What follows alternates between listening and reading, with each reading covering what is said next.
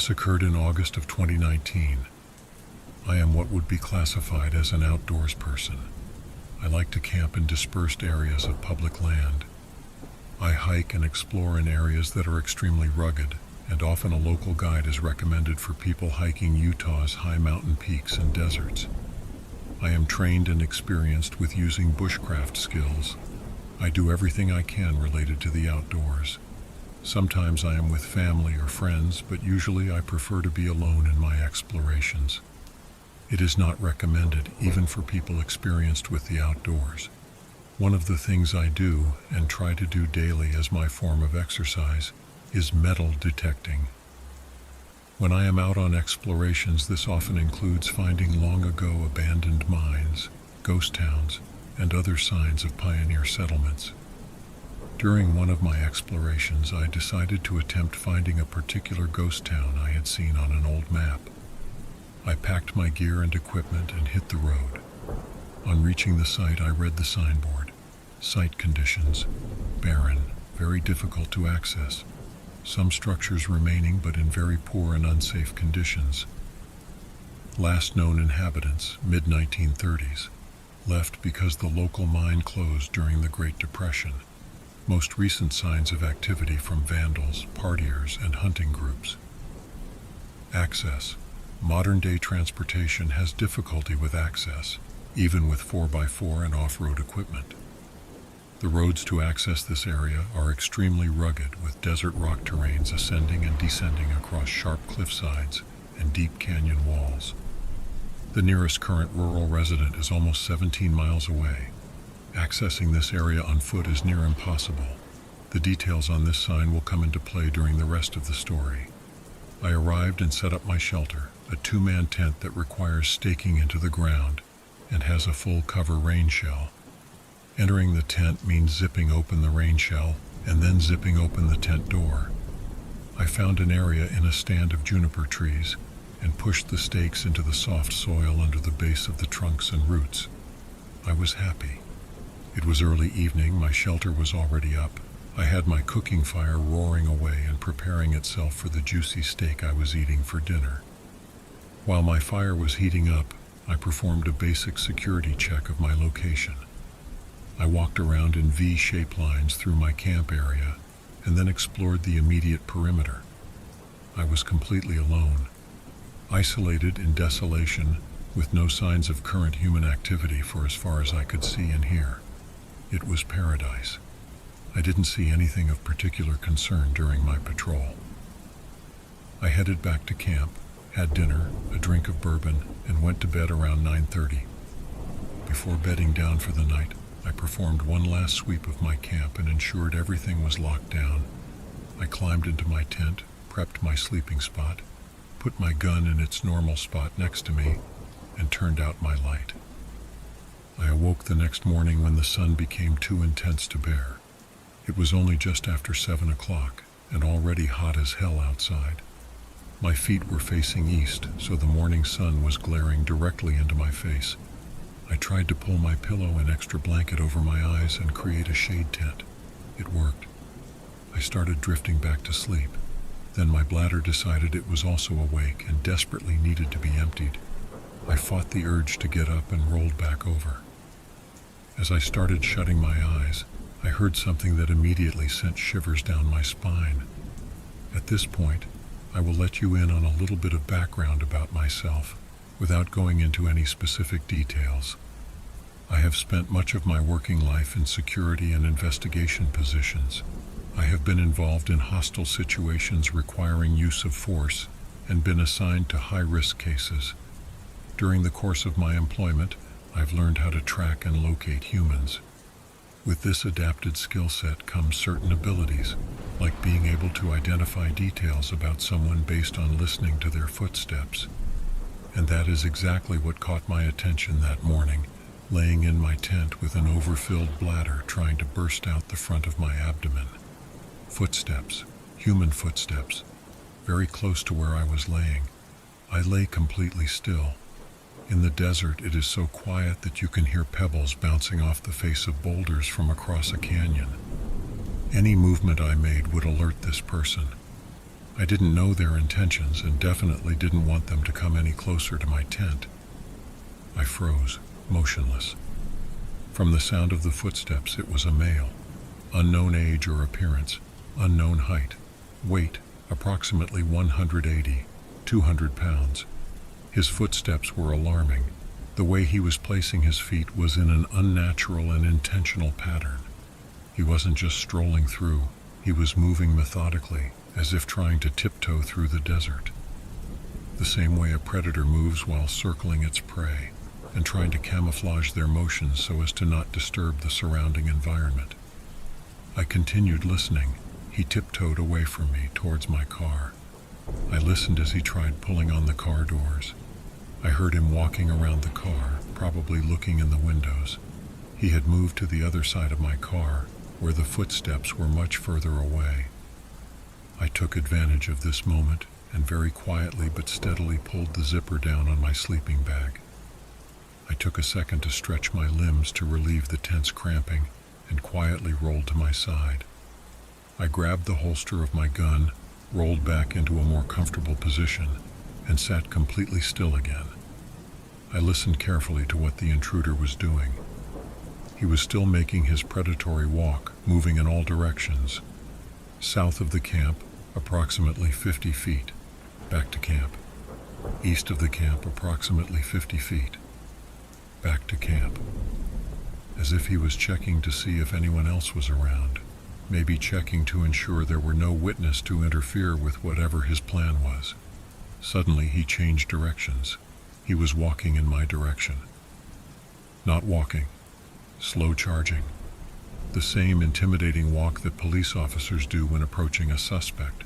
Commanding, purposeful, marching directly towards my tent. His intense walking pattern was also making quite a bit of racket, so he was unable to hear anything I might have been doing. I slowly changed position so I was sitting up, making sure not to make any drastic movements that would ruffle the tent. I quietly pulled my firearm from the holster and switched the safety to off. I pulled my arms into my chest, raising the gun to the hold-ready position. I waited. He was still on his march, almost to the side of my tent. He stopped directly at the side, and then slowly crept around it, looking to see if I was awake. He then slowly walked around to the front of the tent and stood there. He walked back and forth a couple of times, looking in different directions. Then he came up to the tent door. I heard him undo the Velcro for the zipper on the rainfly. I held the grip of my pistol with my right hand and had my left laying flat and peacefully across the top of the slide. With a certain amount of demonstrated violence and intensity, he yanked the zipper up. He stopped and looked around again to see if anyone had noticed that sound.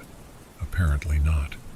He reached in and grabbed the second zipper and started trying to pull on it. The zipper that was 5 inches from my knee, and the only thing separating myself from this person.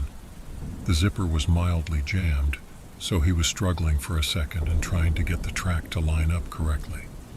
I took this second to let him know I was sitting there. I squeezed the slide in my left hand and racked my gun as hard and loudly as I possibly could, then immediately put my hands into the fire-ready position with the barrel pointing directly at him. He fell backwards onto his butt, taking 3 sliding hops back to escape while he was stumbling. He froze in place, and I could see his silhouette rise slowly from the ground with his hands up above his head. He stood in place for about 10 seconds, and then slowly stepped backwards, inching away from me with every move. He continued to walk away, then stop to check if I was coming out. Then he'd move further away and repeat the process. Eventually, he sounded as if he had moved out of earshot. Maybe 2 to 3 minutes had passed since I'd pointed my gun at him. I crawled forward and opened the zipper on my tent door. The door for my rain shell was flapping in the breeze. I quickly identified my next point of cover and didn't see any signs of anyone being around. I dodged from my tent and was able to safely maneuver to the tree stand near my vehicle. I waited in between 2 junipers and scanned the entire area before emerging from my concealment to complete a detailed patrol of camp. I didn't find anything out of place or suspicious after this. I don't know which direction the person went where they came from and how they were able to access such a remote location while traveling on foot. To this day, it remains one of the most haunting experiences of my life.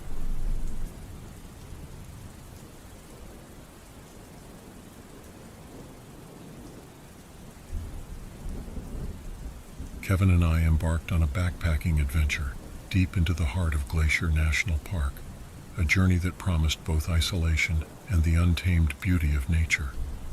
The hike took us 17 miles into a secluded haven where we set up our camp beneath the sprawling canopy of ancient trees.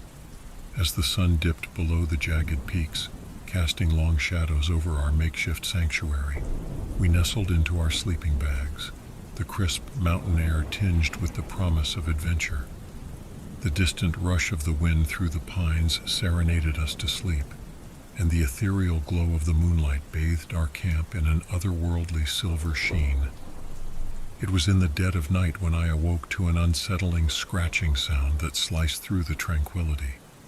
Conscious of the presence of grizzly bears in the vicinity, Kevin and I exchanged glances, a silent acknowledgement that danger might be lurking in the shadows. Hoping to scare away any potential intruders, we erupted into a cacophony of noise, our shouts piercing the stillness of the night. Yet the scratching persisted, evolving into a peculiar digging noise that sent shivers down our spines. Paralyzed by fear, neither Kevin nor I dared to venture out of our tents.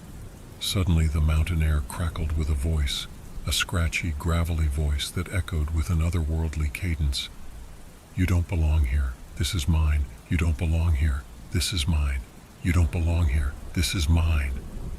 The words reverberated through the wilderness, a haunting mantra that echoed the possessive claim of an unseen presence. The digging continued unabated for what felt like an eternity, each scrape of earth against earth magnifying the eerie ambience that enveloped us. Petrified with fear, we clung to the false safety of our tents, unable to comprehend the source of the unearthly voice that claimed ownership of the wilderness. Morning light brought with it a tentative courage to investigate the aftermath of the night's ordeal.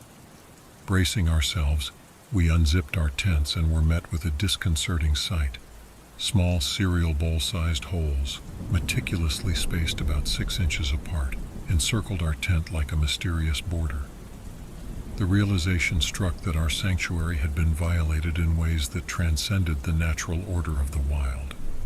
Haunted by the night's events, we hastily tore down our camp, eager to distance ourselves from the spectral whispers that lingered in the mountain air. As we prepared to leave, 4 campers approached us. As they came closer, we recognized them. I had shared a Facebook post about our intended camping location. Grinning, they admitted to orchestrating the unsettling prank, transforming the serenity of the wilderness into a stage for their eerie theatrics. The revelation evoked nervous laughter, yet our eyes betrayed the lingering trauma that clung to our memories. We laugh about it now, but the scars of that night linger in our eyes, a testament to the thin veil that separates the tranquility of nature from the haunting unknown that lurks in its depths. The wilderness may reclaim its solitude, but the echoes of that unearthly voice reverberate in the recesses of our minds and have forever left an indelible mark on our journey through the untamed wilds of Glacier National Park.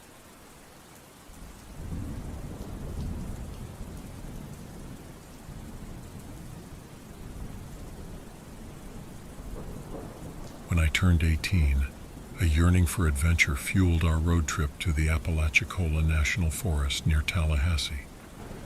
Our motley crew sought refuge from the trappings of society, a desire that led us deep into the heart of the dense woods. After setting up camp and indulging in a few drinks, the allure of the unknown beckoned my friend and me to explore the hidden secrets that lay beyond the trees. As we followed an unmarked trail, the forest closed in around us, shrouding our path in an eerie silence. The sun dipped below the horizon, casting long shadows that danced through the trees. The deeper we ventured, the more unsettling the atmosphere became, as if the very woods harbored secrets best left undisturbed. Suddenly we stumbled upon another trail, beckoning us further into the labyrinthine wilderness. An unspoken curiosity propelled us forward until the curtain of darkness enveloped us. The forest seemed to exhale, revealing signs of human habitation that sent shivers down our spines. Someone was living here, hidden away from the prying eyes of the world. Our eyes widened as we approached a clearing, revealing a makeshift campsite nestled in the heart of the forest. Clothes hung on lines, coolers were scattered around, and a lone dog lounged beside a weathered van that served as the dwelling of its mysterious occupant. The scent of smoke lingered in the air, an unsettling indication that we had inadvertently stumbled upon someone's secret refuge. Caught between the impulse to retreat and the allure of the unknown, we hesitated. The man, older and weathered, emerged from the shadows, his eyes locking onto ours. A cautious nod passed between us, and we attempted to back away silently, hoping to evade his notice. Yet fate had other plans. His gravelly voice echoed through the stillness, calling us over. An odd mixture of friendliness and wariness filled the air as he greeted us, offering tidbits of information about the park and suggesting places we should explore. Despite the strange encounter, we engaged in casual conversation for about 10 minutes, the man's quirks dismissed as harmless eccentricities. Returning to our campsite, we chuckled nervously, attributing the encounter to the odd characters one might encounter in the vastness of nature.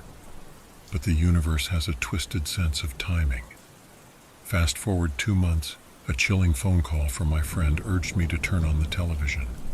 There on the screen was the man from the woods, the very same man we met that night, now on trial for 4 gruesome murders. A cold shiver traced the contours of my spine, and an unsettling knot tightened in the pit of my stomach. The reality of the encounter, once dismissed as an oddity of the wilderness, now unfolded in a more sinister light. The man whose eyes had locked onto mine in the heart of the Apalachicola National Forest was revealed as a murderer. A surreal sense of dread washed over me as the weight of the realization settled in. The charming eccentricities, the friendly conversation, all concealing the darkness that lurked within. In the quiet aftermath of that revelation, a profound unease clung to my thoughts.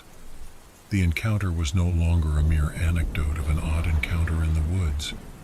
It became a haunting brush with true evil, an acknowledgement of how close we had come to becoming unwitting witnesses to the unfolding tragedy.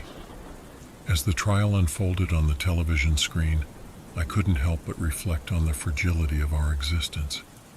The woods, where we sought solace and escape, had become a backdrop for a real-life nightmare. The realization that I had been in the presence of a murderer sent shivers down my spine, casting a long, disconcerting shadow over the memories of that fateful night. In the silent aftermath, the once charming eccentricities of the man took on a macabre hue. Every casual word, every friendly gesture, became tainted by the knowledge that I had brushed shoulders with someone capable of unspeakable horrors. The woods, once a sanctuary, now carried the weight of an unsettling truth. The veneer of nature could conceal the darkest secrets.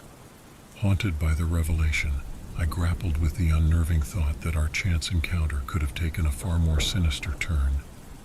The chilling encounter had become an indelible chapter in the story of that night, a stark reminder that evil could wear the mask of the ordinary, even in the heart of the wilderness.